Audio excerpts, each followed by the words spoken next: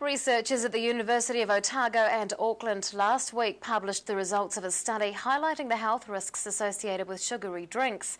Associate Professor Tony Merriman is with us this evening to discuss those findings. Good evening, Tony. Good evening. Tell us about the nature of the study that was undertaken. Well, the main purpose of the study is to understand the factors that are causing gout. That's a form of arthritis. We look at genetics that are part of gout, but also things in the diet that cause gout, that work together to cause gout.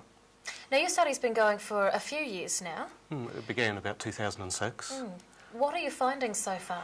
Well, previously we've published findings showing genes that are involved in gout, but this latest finding is focused very much on sugary drinks and gout, and we knew from overseas work that sugary drinks are associated with gout or a causal factor in gout in America, so we wanted to test that here, and we found the same in the New Zealand population.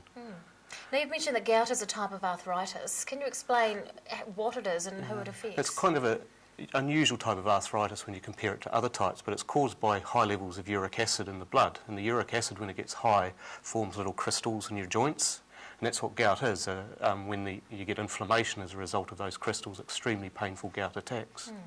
Does it mainly target the older population, or is it everyone? The older you get, the more likely you are, but men are particularly susceptible to gout. It's a much higher rate in men than women, and then after menopause, women get it quite commonly as well. Is this the first time that the gene variant has been identified? Yeah, so what we did is one of the genes that we'd previously identified, we found that it was not only it's involved in getting rid of uric acid in the urine, but it also transports sugar, gets rid of sugar. So we matched the two together and found that sugary drinks, not only do they raise uric acid and cause gout, but they interfere with the ability of the gene to get rid of uric acid.